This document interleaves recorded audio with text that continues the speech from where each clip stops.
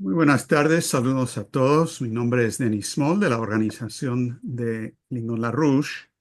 Este es el informe semanal. Hoy es lunes 17 de marzo. Mañana 18 se va a realizar un voto en el Bundestag, el Parlamento alemán, que va, si es que las cosas siguen como han ido por la misma trayectoria, con eso se va a consumar un golpe de Estado de facto en Alemania, un golpe de Estado realizado por los intereses financieros centrados en Londres, que lo que buscan es utilizar a Alemania, utilizar a Europa para garantizar que no se detenga la guerra de la OTAN en contra de Rusia. Están buscando guerra y hasta guerra nuclear. El problema que tienen y la razón por la que han levantado este tipo de operación es que en las pocas semanas que Donald Trump ha estado en la Casa Blanca, desde el 20 de enero, eh, se ha llevado a cabo un cambio total, un terremoto político a nivel estratégico, en particular en cuanto a las relaciones entre Estados Unidos y Rusia. El diálogo entre Trump y Putin sigue, a pesar de que han habido muchos intentos de descarrilar los esfuerzos que ambos están llevando a cabo por diferentes motivos para lograr una solución negociada, pacífica a la guerra en Ucrania. Esto ha avanzado significativamente en esta última semana. Witkoff, el enviado especial de Trump, fue al Kremlin, se reunió ahí con Putin, estuvieron 4 horas hablando y después de esa reunión, ambos presidentes, tanto Putin como Trump, dijeron que las discusiones siguen para adelante con la cuestión del cese al fuego. Por supuesto, no está resuelto todo, ni mucho menos, pero hay un tono, un ambiente, una direccionalidad que ha causado un pánico absoluto y total en Londres y los centros geopolíticos que quieren la confrontación a como de lugar entre Estados Unidos y Rusia. Con esto que se ha logrado en estas semanas, el peligro de una tercera guerra mundial, una guerra nuclear entre Estados Unidos y Rusia, ha- se ha reducido significativamente, notablemente. No es que haya desaparecido por completo, pero hay una situación donde lo que estaba ocurriendo con Biden, que era una trayectoria a la vía rápida, express, a una confrontación termonuclear, eh, se ha detenido en gran medida en ese escenario de guerra, ese teatro de guerra, el de Ucrania. No tan así en la cuestión del sudeste asiático. Es más, las últimas provocaciones, los ataques por parte de Estados Unidos en contra de los hutíes y las amenazas directas en contra de Irán, acusándolos a ellos de ser responsables por todo lo que pasa en Yemen, todo lo que están haciendo los hutíes.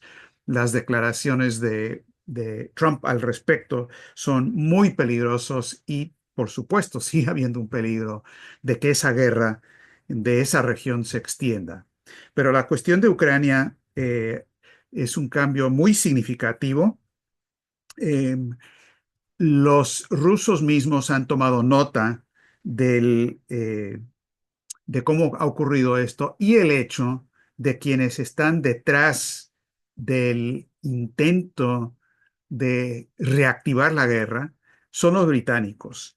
Me refiero en particular a una declaración por Sergei Narishkin, que ¿no? Es el director de la inteligencia rusa, el equivalente de la CIA, es inteligencia exterior de Rusia.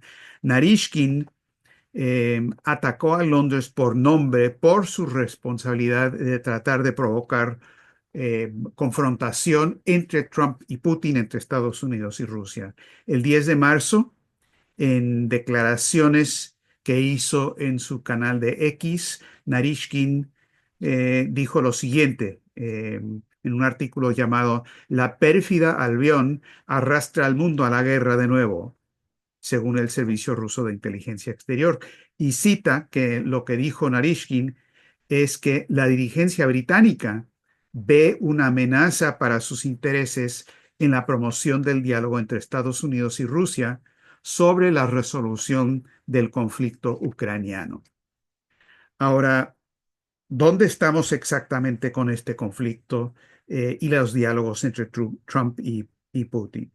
Bueno, simplemente para citar las últimas declaraciones tanto de Trump como de Putin, ambos hicieron declaraciones el 13 de abril, hace 4 días, después de los contactos entre Witkoff y el presidente Putin, donde Witkoff le presentó a Putin la idea de un cese al fuego, una idea que los británicos esperaban que Putin quizás rechazaría por completo, patearía el tablero, diría que no y se acabó y de nuevo vámonos a una confrontación.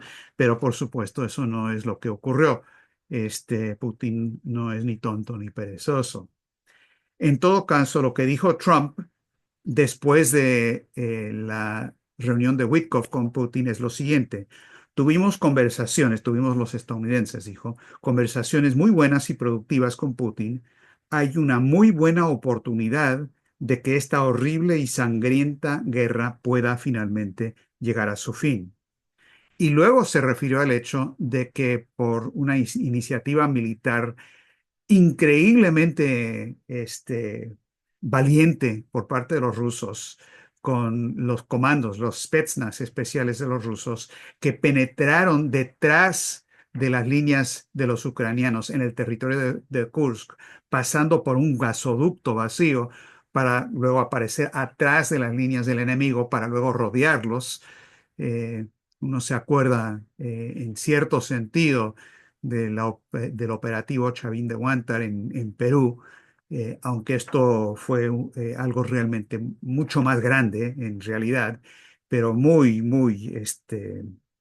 valiente verdaderamente lo que hicieron y han logrado atrapar y tienen rodeados a no se sabe cuántos, pero probablemente miles o quizás hasta 8.000, 10.000 soldados ucranianos.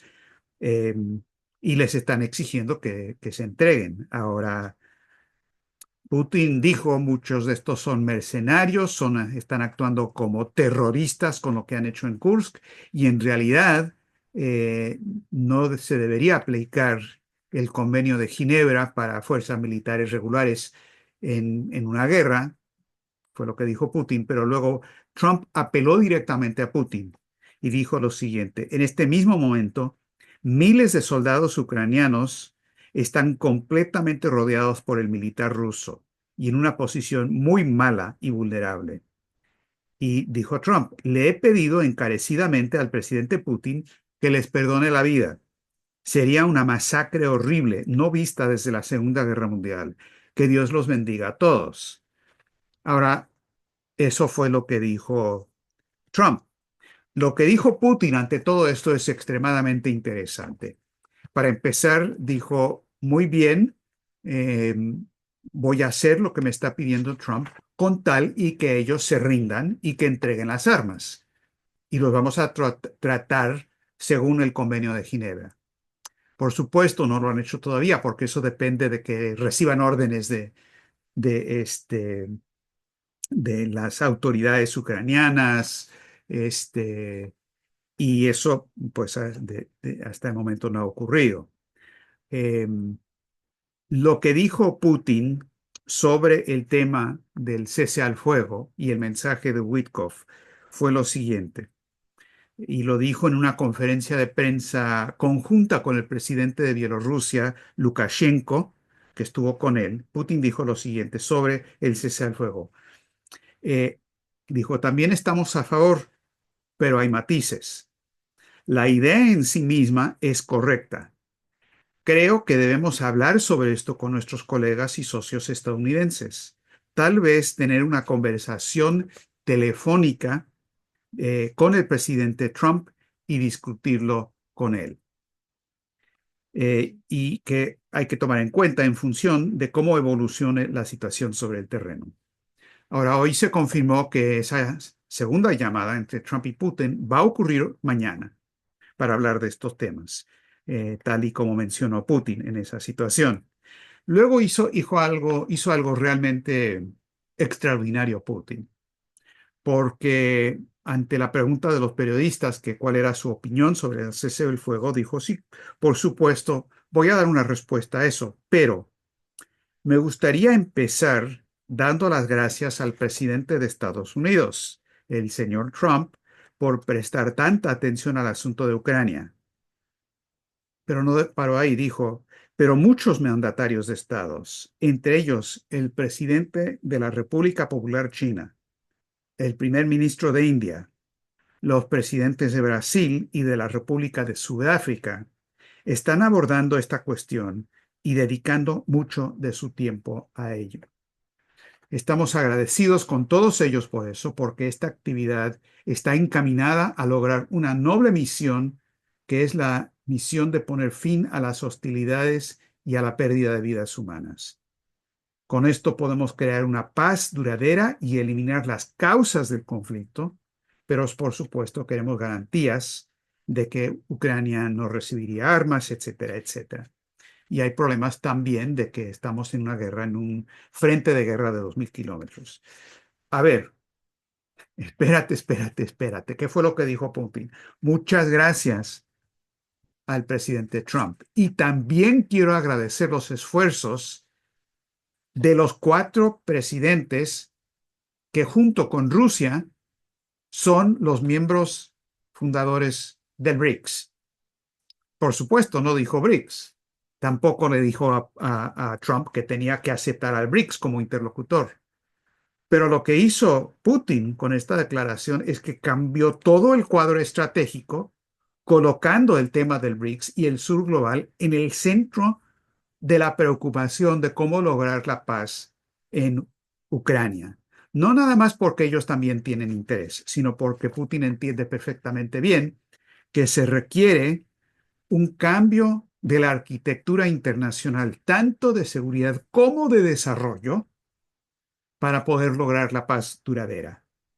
Entonces, esta declaración de Putin es realmente posiblemente el acontecimiento más importante de la semana, en el sentido de que, sin que casi nadie se haya dado cuenta, coloca en el centro de la discusión un factor nuevo.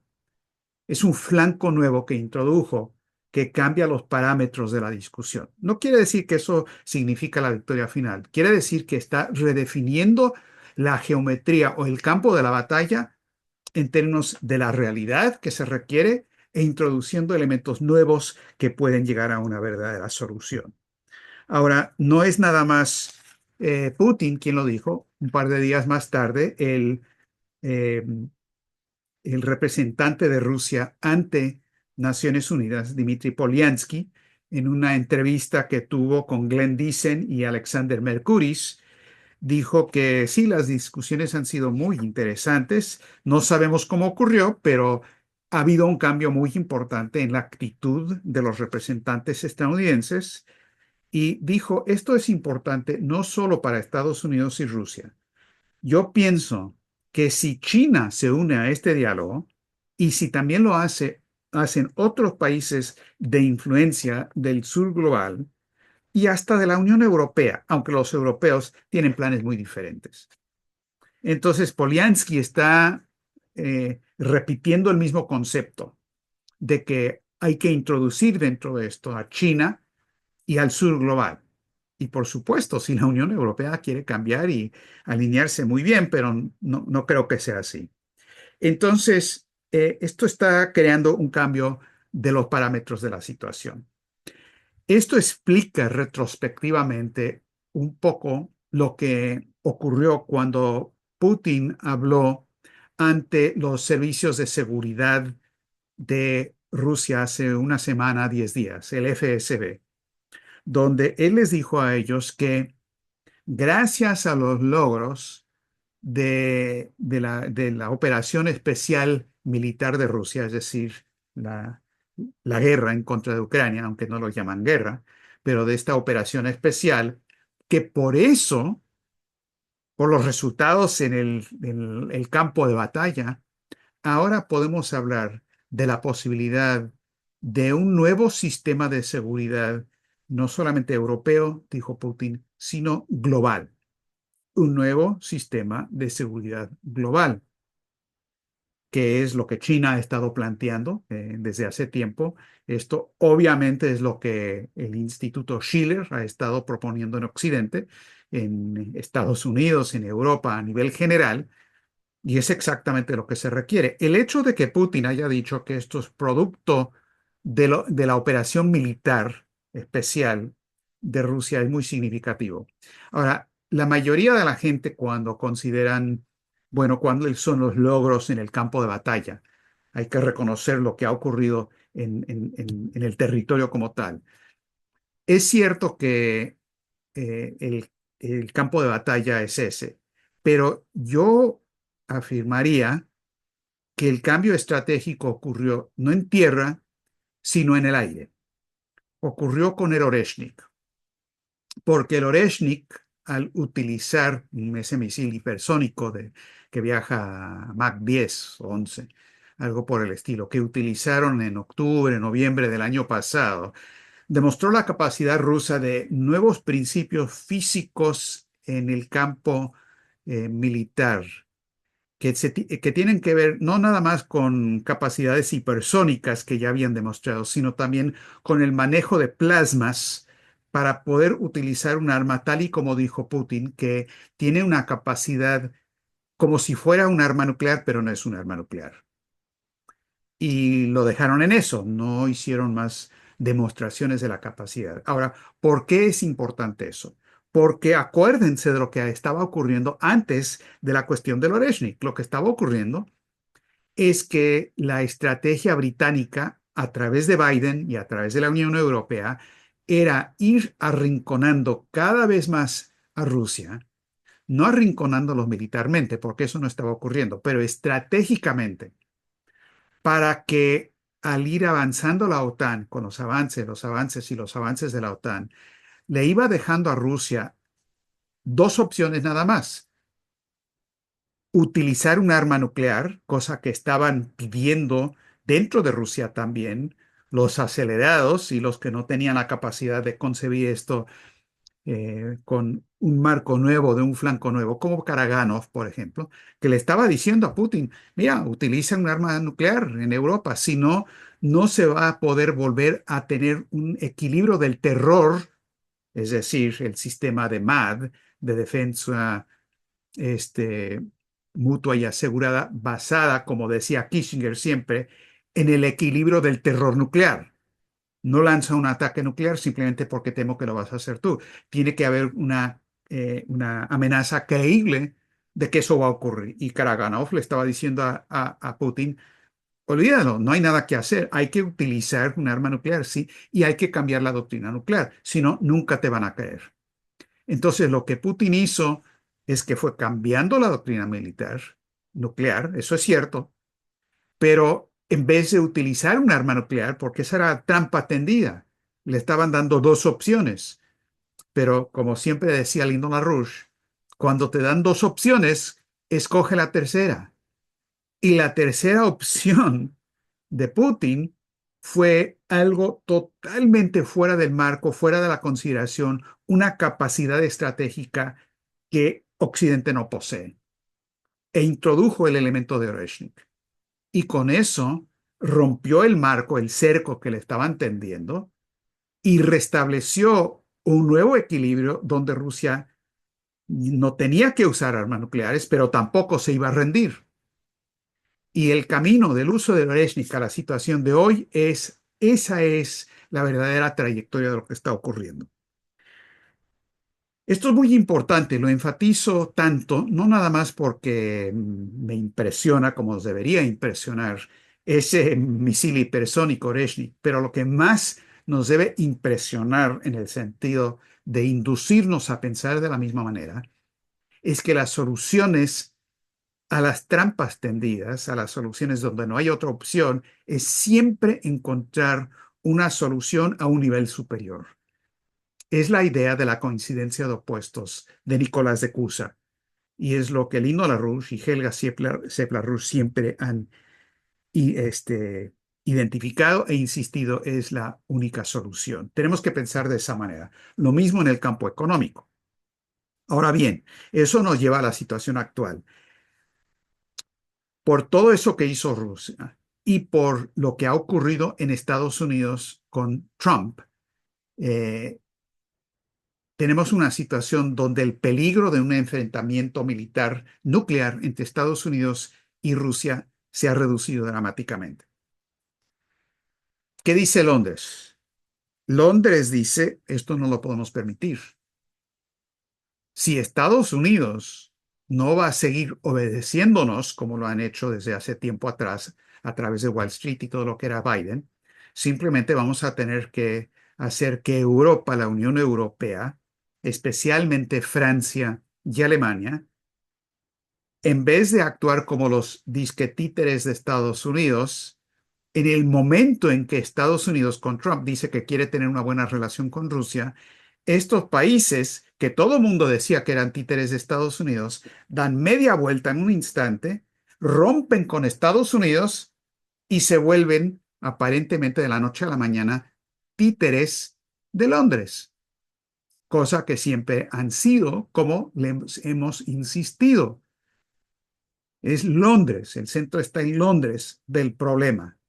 Y el problema en Estados Unidos existe en la medida en que Washington obedezca a Londres y que Wall Street obedezca a la City de Londres.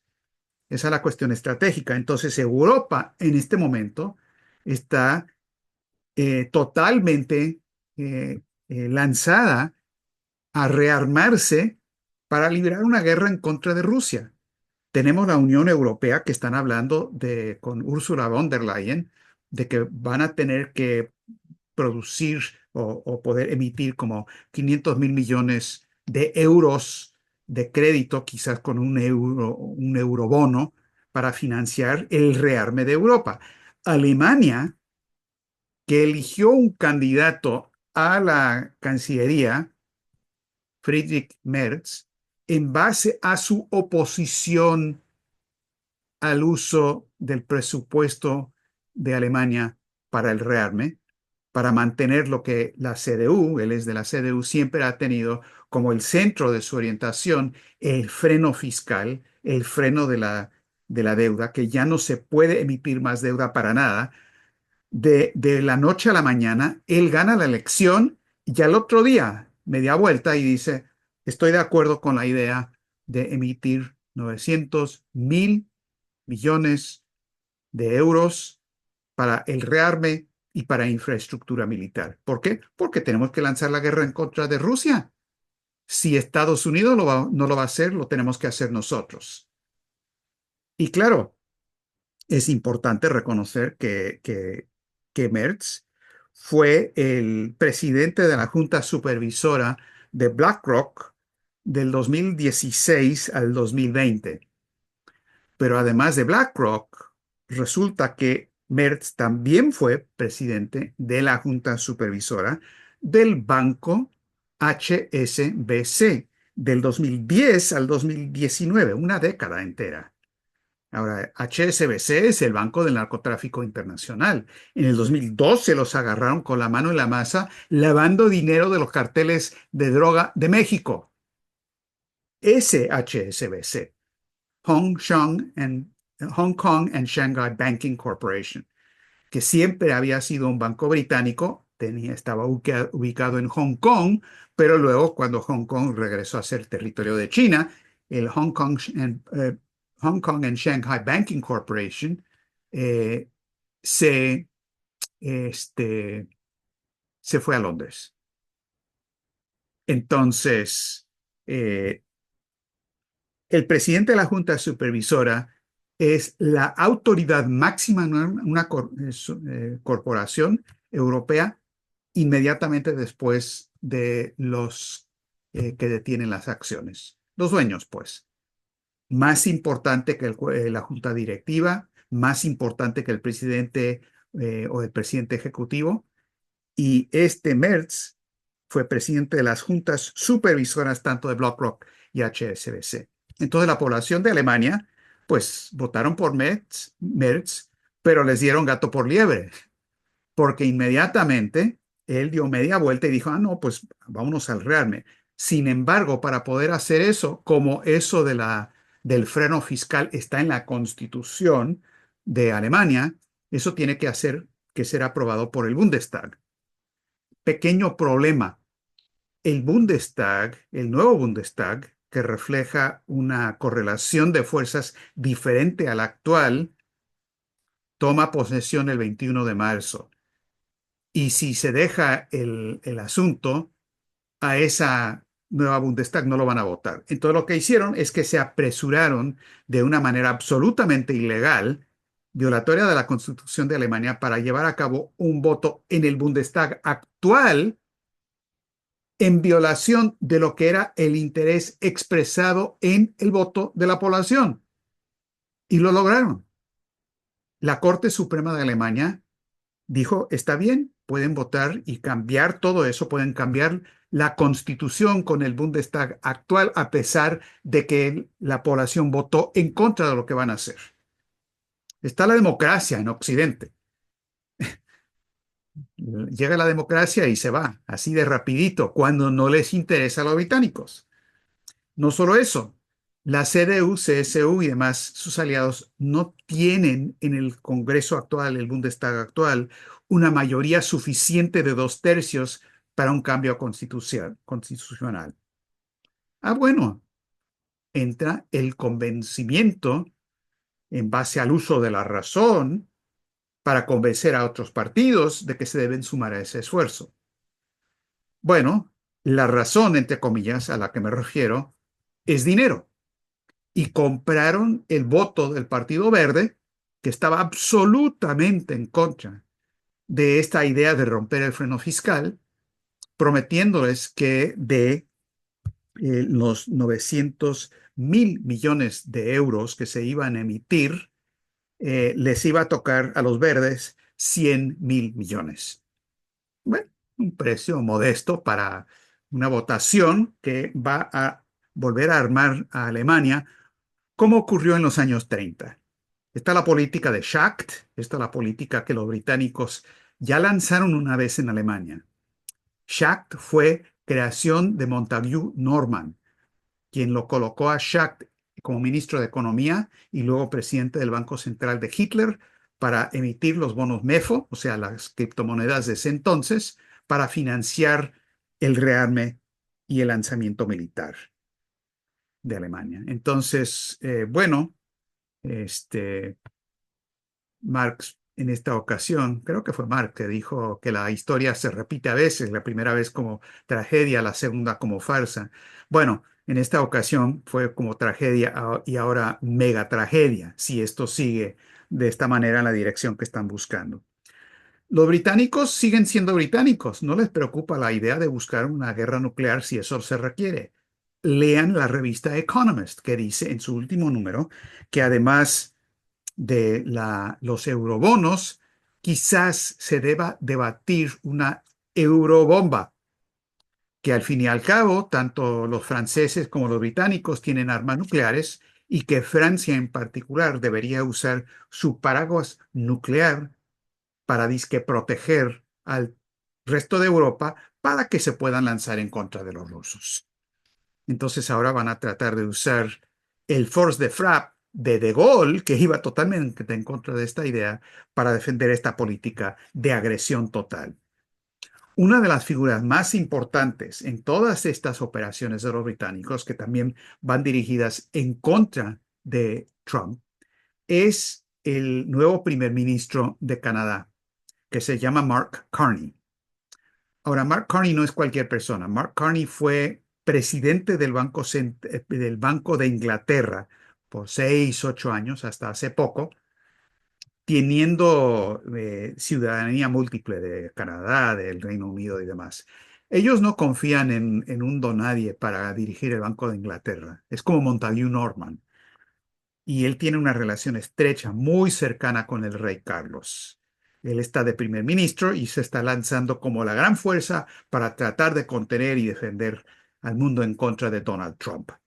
Otra figura muy importante es el embajador británico en Estados Unidos, Mandelson, también muy cercano al rey Carlos, y lo mandaron acá para ver qué podía hacer con el asunto de cambiar la dirección de Estados Unidos. Entonces tenemos estos tipos de despliegue de alto nivel para tratar de garantizar que la confrontación nuclear con Rusia pueda seguir adelante, a pesar del hecho de que el presidente de Estados Unidos ha dicho, hasta aquí nada más, nosotros no lo vamos a hacer. Y eso es lo que define la situación estratégica. De ahí la importancia del golpe de Estado de facto en Alemania que está ocurriendo en estos mismos días para que siga la guerra en contra de Rusia. Termino con dos menciones. Primero, cumbre de la criptomoneda en la Casa Blanca. Si quieren hablar de las vulnerabilidades de Trump, este es uno de los puntos donde su concepto refleja una imbecilidad peligrosísima. Porque ahora lo que van a hacer es que van a permitir no solamente que las criptomonedas y estas supuestas monedas estables, que no tienen nada de estable sino el nombre, dicen que tienen una paridad de 1 a 1 al dólar, pero no lo tienen porque se emiten en privado, no hay auditoría. Van a permitir que inviertan en la compra de bonos del tesoro, dizque para mantener ese mercado, y luego van a permitir que especulen con esos bonos del tesoro en el mercado de futuros de los bonos del tesoro, es decir, en los derivados financieros. Esto es introducir un elemento de inestabilidad y de especulación en un sistema que ya se está desplomando por especulación e inestabilidad. Y eso es lo que está ocurriendo del lado financiero y económico. Afortunadamente, hay una buena parte del planeta, empezando con todo el sur global y el BRICS en particular, que tiene una idea diferente. No tiene necesariamente una idea completa, capaz, que saben lo que van a hacer. Sin embargo, es una orientación totalmente contraria a esta, que se ve reflejada en lo que los chinos llevan a la delantera en esta idea de un nuevo sistema que planteó esta semana el diario chino Global Times, que como ustedes saben refleja las ideas muy a menudo del gobierno de China. Y hablando de las posibilidades de un acuerdo de paz entre Estados Unidos y Rusia en el territorio de Ucrania, dijeron lo siguiente en el editorial del 13 de marzo, el mismo día cuando habló Trump, habló Putin. Global Times dijo lo siguiente, que con muchas incertidumbres todavía presentes, fomentar un entorno y unas condiciones para las negociaciones requiere que todas las partes abandonen una mentalidad de confrontación. Se tiene que defender y practicar una nueva visión de la seguridad que sea común, integral, cooperativa y sostenible. Y terminan diciendo, la seguridad es mutua e igualitaria. La seguridad de un país no puede construirse sobre la inseguridad de otros. Es esencial promover y aplicar esta nueva visión de la seguridad para lograr realmente la paz y la estabilidad a largo plazo en el continente euroasiático y en el mundo entero. Ahora, eso es casi una paráfrasis del planteamiento de Helga Zepp-Larouche sobre el requerimiento por una arquitectura internacional de seguridad y desarrollo. Claro, con características chinas. Eh, los chinos no están repitiendo lo que decimos nosotros. Ellos han llegado a sus propios conceptos, sus propias conclusiones, como lo está haciendo Putin, como lo hizo LaRouche. Pero resulta que las soluciones cuando se dan coinciden. Y en eso estamos. La voz de esta solución en Occidente se llama LaRouche y el Instituto Schiller. Muchas otras personas están participando en eso también, pero la bandera, el estandarte, los conceptos fundamentales de cómo lograrlo se encuentran en lo que Lyndon LaRouche siempre propuso. Quiero eh, eh, invitarlos a todos a la conferencia internacional del Instituto Schiller el 24 y 25 de mayo sobre estos temas. Y quiero también invitarlos a que lean, firmen y difundan el último llamado de Helga Zepp-LaRouche en contra del rearme de Europa y a favor de una nueva arquitectura de desarrollo y de seguridad a nivel internacional. Gracias.